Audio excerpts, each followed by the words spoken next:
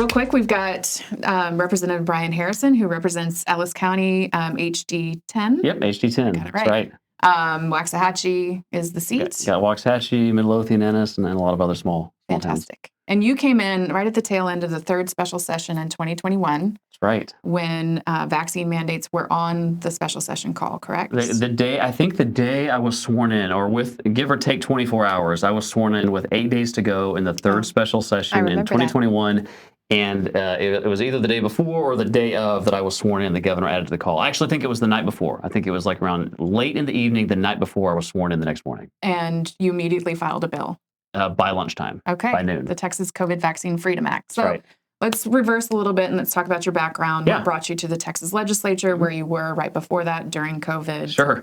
Yeah, so got to have sort of a front row seat to history, as it were, in regarding to the once in a generation, or actually once in a century size pandemic that the United States and the world found itself in.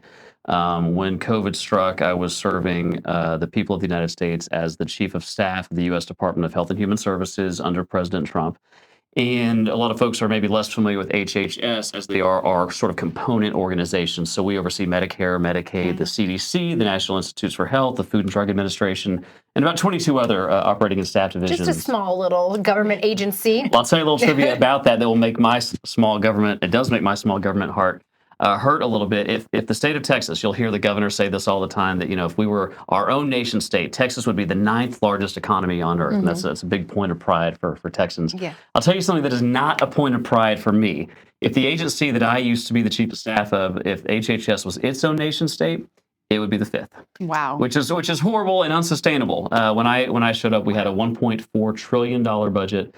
26 divisions, 85,000 staff, about 100,000 contractors. And just one of our divisions, the FDA, regulates one out of every $4 in the American economy. Wow. Oh, my word. Okay, so how did that experience with HHS kind of move you to be a little bit more skeptical of public health bureaucracy? So, all of the nation's public health agencies are situated, they're housed within the Department of Health and Human Services. So I got to work intimately closely with and helped oversee the nation's public health apparatus. And one of the things that became very important to me and very apparent to me, was the amount of power that is wielded in what I would call an unconstitutional manner by unelected officials who aren't elected by anybody. When our framers put the Constitution together, it was very important for them that the hurdle be set really high for the government, especially a federal government, to act in a way that would deprive you of any kind of liberty. And so, all of the Congress had to agree word for word on a bill, and then it had to go to the Senate, who had to agree word for word, and then it had to go to the president.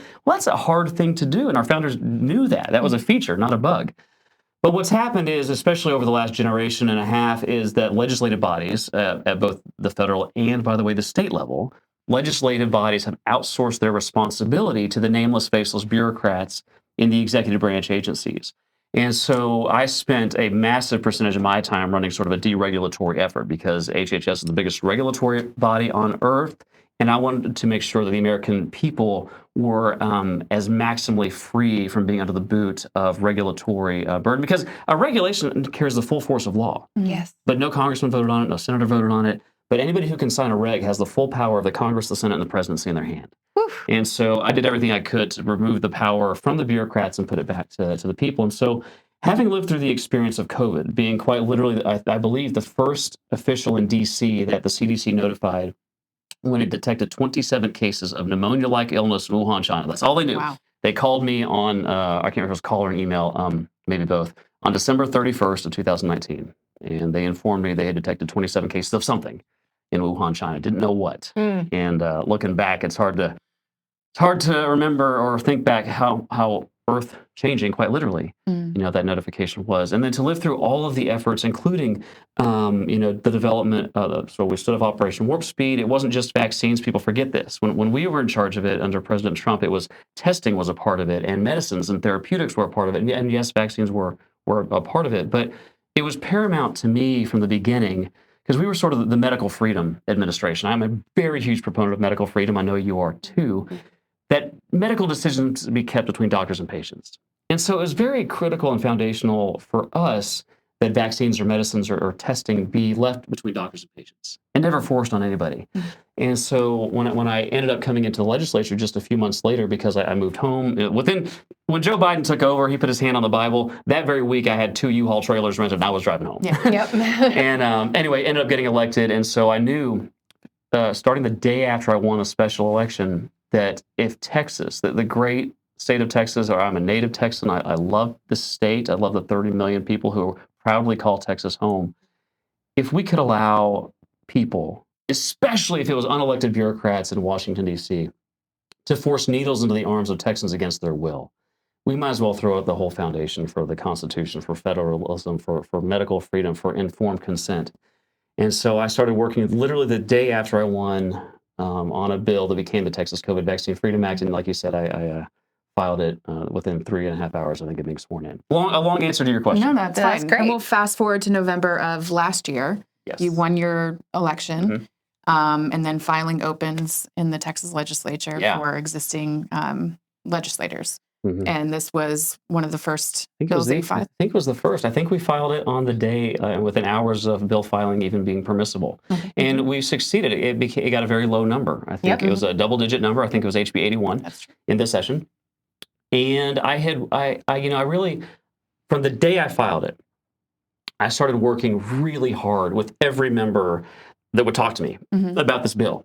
And between I get the numbers confused between whether it was the special at the end of 21 or when I filed it in 22 on the second time. But we had, I think, the majority of the Republican caucus that I had personally met with, personally walked through the bill, walked through the common sense provisions. I'm happy to describe it if you want. But I think we had a majority of the Republican caucus or close to it that signed on. They wanted to be a co-author on the bill. I watched you. I watched you walk the halls with that bill and thread that needle so expertly. It was a beautiful sight to see. And you're right. That bill ended up with over 40, if not 50 co-authors. Yeah. It was a triumph. Bipartisan. So you had Venton Jones, who tends to be far more liberal. He's far. Look, Venton and I don't vote on much of anything the same. It's probably an understatement. But we actually developed a little bit of a relationship over that bill because of the amount of time I spent walking him through it. So yes, while he is I think he would describe himself as a liberal Democrat, he does have graduate degrees in public health. He's worked on, I think, some CDC advisory panels. So he had a real interest in the subject matter. And I think his first instinct was to not like it. That was the position of sort of a lot of the Democrat caucus. But I asked him, I said, will you spend some time with me? I went to his office and met with him in person for I don't even know how long. I remember sitting parked in my truck and my property in Ellis County on the phone with him for probably hours over the weekends, trying to walk him through the various provisions, and that he had some misconceptions about some of the things the bill did, and eventually got him to agree to sign on as a joint author on the bill.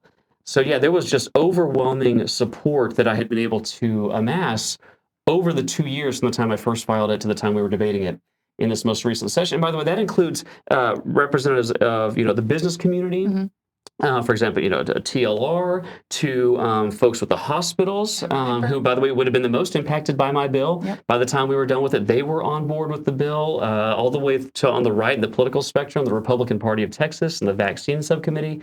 So there was overwhelming, widespread, bipartisan, enthusiastic support to do the right thing for Texans and ban COVID mandates in this state. And yet, what happened? And we're here still talking about the bill.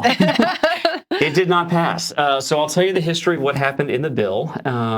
So a good friend and fellow movement conservative, Senator Mays Middleton, and I teamed up on the effort. He had just been elected to the Senate right after I got elected to the House, and he wanted to know if he could be the sponsor in the Senate. And I was incredibly excited to partner with Senator Middleton on that, and I got to give him tremendous credit. He worked the bill in the Senate as well as I could have ever hoped for anybody to do, and got it passed out of the Senate, got it through the Senate Public Health Committee, got it through the floor of the Senate with bipartisan support, a big margin in the Senate that it passed. I was able in the House, like I told you, to get just overwhelming support from not just the majority of Republicans, but even some Democrats on the bill. When it went to the House Public Health Committee, It passed out of that committee 10-1, which is almost unprecedented for even slightly contentious public health bills. But this was a bill that everybody understood, and there was only one Democrat that voted against it. So every Republican on House Public Health supported it. Every Democrat, except for one, a very liberal Democrat out of Houston, Ann Johnson, who told me explicitly she wants unvaccinated Texans to be fired. Well, I can't beat that. Okay, you know, if that's your position, that's your position. She was the only one to oppose it. And she represents the medical center in Houston. She sure does. Yes. And let's talk about that hearing. Yeah. That was a fun hearing, wasn't it, for you? I think that may well have been my first hearing or my first bill out layout as a member of the Texas House of Representatives. Oh, wow. Okay. Well, you handled that very well. I just want to give you a lot of pushback. Humongous props for handling, because a couple of those committee members did not hold any punches. No, there were people that were really geared up. Some very liberal lobbying organizations in the state armed up some of the folks on the committee. And then, of course, in particular, Ann Johnson was on that committee herself. And so I think she had decided to take it upon herself to do her best to kill the bill in committee. Yeah. And I just, I had spent so many years and so much time working not just on the bill, but on the issue at large, the issue of vaccine policy and public health policy, given my background in the Trump administration, I wasn't going to let her do it. Yeah. And I think it's pretty safe to say, if anybody's really bored and wants to go watch the 60 to 90 minutes of the interrogation, she tried to put me under. She thought she was going to get the best of me, and she didn't. The arguments for medical freedom are just stronger than the arguments from the left against it. And you held your own, for sure. And so there was a marathon hearing on the Senate side for SB 177, the Senate version of the bill. It went through House Public Health. Both bills were voted out of the House Public Health Committee. By huge margin. Okay. And next, and if people don't know, it goes to the Calendars Committee. Something called the Calendars Committee. Yes. That's right. This is the great mystery. In the Texas legislature, what is the House Calendars Committee? You know, because people would think, well, it got out of the House Public Health Committee. That's the committee of jurisdiction. Right. That's where the experts come and weigh in and you have your hearing. Well, so it passed out of there so overwhelmingly. So next stop is the floor, right? Well, no, it has to go to this great mystery called the House Calendars Committee. And what this basically is, the House Calendars Committee is a instrument of the Speaker. It is a tool of the leadership of the House, and it's got both Republicans and Democrats on it. In fact, the number 2 person on that committee is an extremely liberal Democrat. So this is one of the oddities, something that I found very strange, having done battle in the D.C. swamp, against the left as I come into the Texas House. Well, what in the world are all these Democrats doing in charge of these very senior leadership positions? And so the number 2 in the Calendars Committee is a far left liberal Democrat. And the chair of the Calendars Committee is somebody who is effectively the number 2 in the House, the number 2 in terms of the power they wield on behalf of the Speaker.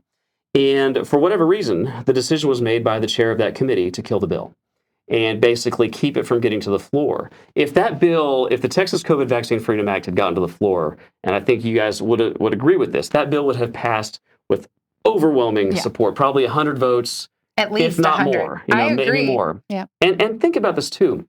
So why did the Speaker and the chair of Calendars, his name is Dustin Burrows, why did they choose to kill the Texas COVID Vaccine Freedom Act? Why was it so important for Dustin Burrows to have and allow unvaccinated Texans to continue to be fired across the state? Why was it so important to the leadership of the Texas House to deprive 30 million Texans of medical freedom? That's a question that I've been asking publicly, and the Texans have not gotten an answer to. But, they deserve to know. Because, and here's the really, really shocking thing. So even Joe Biden has taken away his COVID vaccine mandate. But in the state of Texas, COVID vaccine mandates are alive and well. Freedom-loving Texans right now, as I'm talking to you, as we're having coffee, there are Texans that are having to make the unconscionable decision between their livelihood, providing for their family, and their bodily autonomy, their medical freedom. That is a choice that I find morally repugnant. And I am not going to stop fighting on this. I don't care, how many sessions it takes. I don't care whether the governor, I put out a letter today asking the governor to add it to the special session agenda. Thank you. This bill would pass so overwhelmingly. This should be the easiest thing on there. But I'm not going to stop fighting until Texas has freedom from COVID tyranny. And to your credit, you have filed it every session that you've been a legislator. Yep. And now you're taking it to the grassroots, and we are fully in support of that effort. We've taken it to some county GOP executive committees, but you worked with the city of Odessa, the city council there. So talk a little bit about what happened there last week. What we're seeing, and this is just, I can't believe I'm having to say this as a proud Texan, Texans deserve and are still demanding medical freedom. Yes. And their government at the state level has failed them. The Senate did its job, and quite frankly, the governor for 2 years was demanding a legislative fix to fight COVID tyranny. The failure is all in the Texas House, and not just the members of the Texas House. The members of the Texas, I feel bad for my colleagues. The leadership of the Texas House deprived every Republican in the Texas House from being able to go home and tell their constituents, I voted for your medical freedom. Yep. I do not know. And again, Speaker Phelan and Dustin Burrows need to explain to 30 million Texans why they wanted to deprive all of them of their medical freedom. But where the state house has failed, local officials are stepping up. And I couldn't be more proud of the leadership that was displayed by the city council in Odessa. I traveled out to Odessa, which is not close to my district. No, it's not. Actually, it's not close to anywhere. No, we literally jumped in the vehicle. We drove to Odessa and drove back in the same day. But it was so important to me to be a part of them when they took what I characterize as a truly historic action. To have a city say, you know what, this should have been handled somewhere in the last couple of years by our state government. They failed. We are not going to let our citizens, proud residents of Odessa, who just want to make, earn a living, provide for their family. We're not going to subject them to COVID tyranny anymore. And so I was very proud to work with them and to partner with them. And they passed, I think it's the first resolution in the state of Texas banning all forms of COVID tyranny. And let me tell you, I sent a letter to every mayor, every county judge in the state. We're having a hard time, my office and I, keeping up with the phone calls we're getting. That's great. Mayors of big cities and county judges wanting to do the same thing. They're all trying to figure out, okay, well, how do we do this? It takes time to get something through their lawyers. But there is just Texans are starving for bold conservative leadership. They're expecting it out of their state government. The Texas House failed them. So county judges and mayors and local officials are stepping up to stand the gap. And I'm predicting that Odessa is not going to be the last to do it. And we've provided different versions of the resolution for people to take to their city council, to their county commissioner's court. I believe Aransas County Commissioner, Rousseau, I think is her last name, is planning to bring it forth there. And then school boards to not sign into contracts with vendors who require the COVID vaccine. But aside from our supporters and your supporters going to their city councils, their county commissioners, their GOP executive committees and pushing for this, what can they do to support your efforts? Because I anticipate you'll be filing it in the special session, whether it's on the call or not. No, I've said that. I'm going to file it in every special session because the governor correctly has said he's going to call several special sessions. We've already had 2. And it's a broader topic, but the governor's exactly right to do that because we had such a spectacularly unconservative session. It's embarrassing. From border security to medical freedom to stopping the communist, Chinese from buying up our land, we failed Texans on conservative priority after conservative priority. And look, medical freedom's got to be on the top of that list. Border security's got to be on the top of that list. But yes, I have committed, no matter how many special sessions that we have, I'm going to file that in every single special session. Because here's the interesting thing. People don't realize this. The Constitution doesn't actually stop the House from passing bills that are not on the call. So I would go a step further. And yes, the governor would, at some point in the process, it would have to be on the agenda. But literally nothing stops the Speaker or the leadership of the Texas House from passing any bill they want. Doesn't mean the Senate has to take it up. Doesn't mean the governor has to. So at some point, yes, the governor would have to take an action. But there's nothing in the world that would stop it. And I think that there are 30 million Texans out there that if they knew that the Texas House of Representatives could pass a bill to defeat COVID tyranny and chose not to do it, I think they'd be rightfully very upset about that. Yeah. And our bread and butter always has been the on-the-ground action from supporters in their districts, in their regions. Right. They love to pick up a phone. They love to fire off emails. Good. So who should they be directing their... Well, good question. And the easiest... So I love to hear that because, my title is state representative. Okay. So I represent 200,000 Texans. Everybody in the Texas House has the same title. They are there to be the voice, to be the fighter for all the things they said on the campaign trail on behalf of 200,000 at a time, totaling about 30 million. Senators have about 1 million constituents. They need to hear from the people who put them in office. And because I know this issue, because I know Texas, I know Texans want the Texas COVID Vaccine Freedom Act passed. I know Texans do not believe in COVID tyranny. Texans do not want COVID mandates forced on them. Right. So what I would say is call your officials in the legislature, call your state representative, call your senator. Listen, the senators and the representatives, their job is to be annoyed by you. And they have staff. And you pay them to be annoyed by you. Okay, so call them and annoy them. Okay, tell them as many times until they get the message that you do not want COVID mandates any longer to exist in the state of Texas. And then I would call, even though you probably don't live down in the region the speaker represents or the leadership of the calendars committee, I would call them and tell them you expect them to protect medical freedom. And I think it's a very fair question to ask. Why did you stop the ban on COVID mandates? Because that affects 30 million Texans. It doesn't just affect the Texans, in their districts. In that district. I want an answer. That's a fair question. Every Texan should be asking.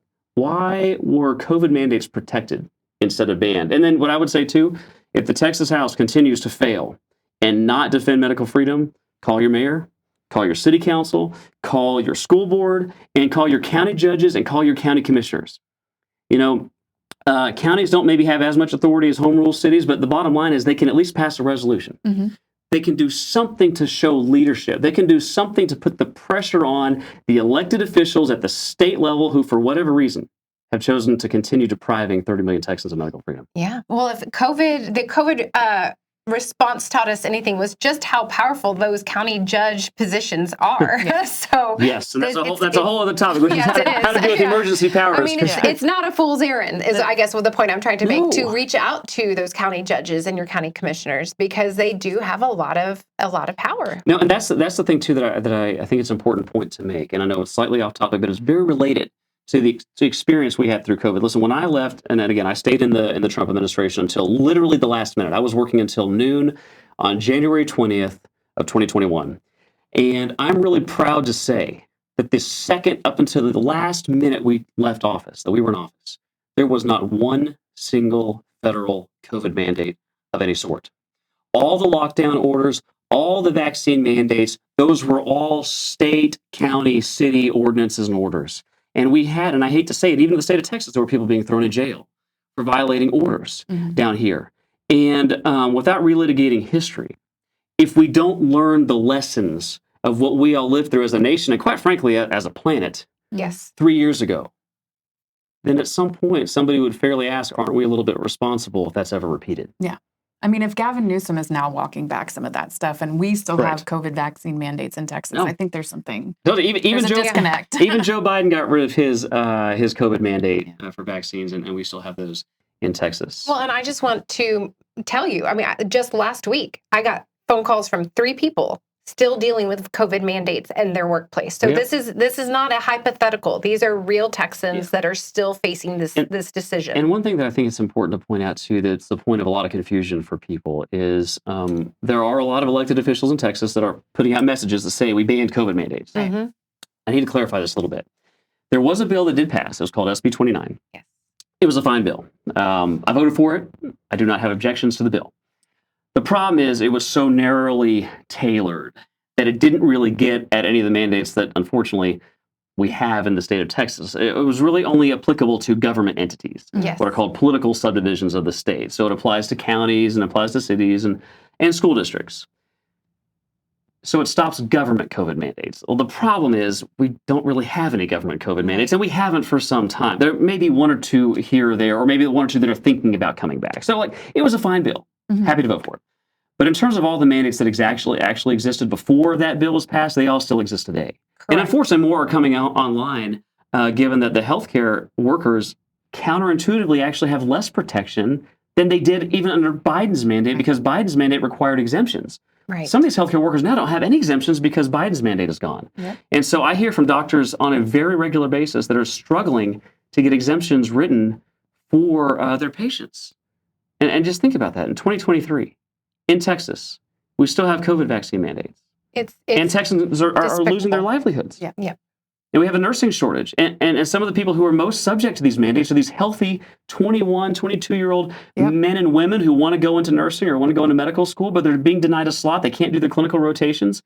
These are people that are very healthy on average. And in a lot of cases, their doctors are saying, well, you don't need a COVID vaccine, and that's why medical freedom is so important, because the doctors and patients got to make these decisions, not the government, not bureaucrats. And quite frankly, in this case with COVID, not even your employer, because if you're a healthy 16-year-old male, your risk profile, if you get COVID, is dramatically different than if you're a 76-year-old who weighs 400 pounds and has 17 comorbidities. Yeah. Your decision on whether a vaccine makes sense for you is dramatically different. So these one-size-fits-all tyrannical COVID vaccine mandates, they got to go. They have no place in Texas.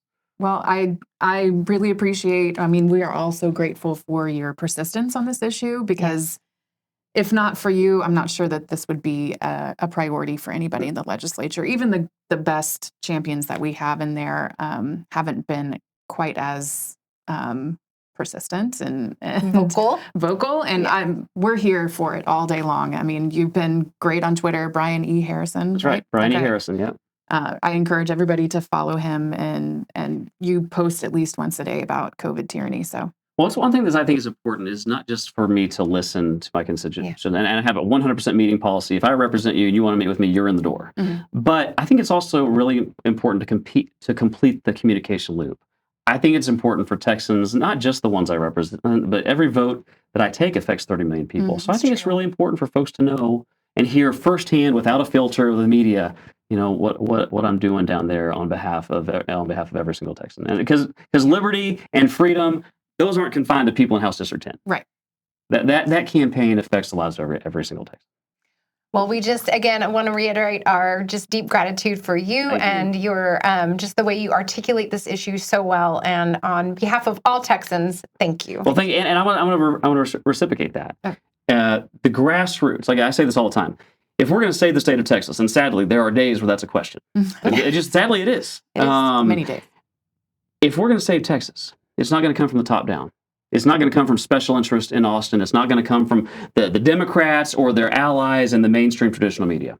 It is going to come from the bottom up. Mm-hmm. It's going to come from grassroots activists. It's going to come from people who, at their core, understand the principles that made our nation and our state great: individual liberty, freedom, federalism, a government that's constrained in its power by the limits placed on it by the Constitution. I know you're talking to just hundreds of thousands or millions of those Texans every day. So thank you for the work that you do to reinforce the voice of the activist grassroots across the state. Yeah. Keep fighting the good fight. Going to do it. We're going to be behind you 100%. Yes.